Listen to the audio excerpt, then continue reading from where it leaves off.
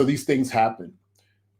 I think we can work on those dynamics, and we can do it with the lens of a common humanity at the center differently than we have in the US. I think if we had taken what the US is doing, like we're seeing in the UK and somewhat in Australia now, I think if we have to kind of bank on that way of Mhm. being and doing, I don't think it actually is going to create what we want to create here. It Oh, doesn't mean that's also one of the reasons why many clients are saying that we don't want the US narrative because it doesn't always it, apply to And, what we and are and doing and here. Vivian, it doesn't even always apply to U.S. companies, and that's the problem. It doesn't always work in Yeah, U.S. companies, and what we're seeing now is people weren't getting results from the yeah, so-called racial reckoning, and yeah. and so now we're in a place where in Europe we can actually do this in a way that actually fulfills on DEI's transformative potential, which I think Mhm, actually is about our common humanity and all of our subsets.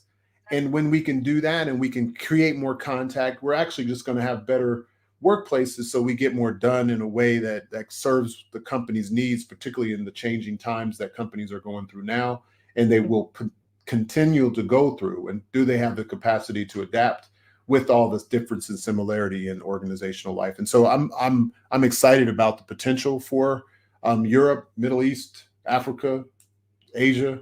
I'll You're just still naming the whole world. I'll still love my country and still do work in my country. Yeah, And I think the opportunity to um, really tell stories from this side of the pond in a more robust way yeah. has never been better, especially because of the so-called attacks.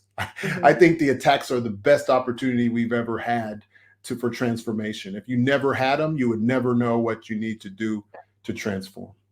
And are you referring to the attacks regarding DEI, how it's being Yeah, attacked in the like just US? people, and you can call them attacks. It's really just Mhm, people criticizing stuff for political gain.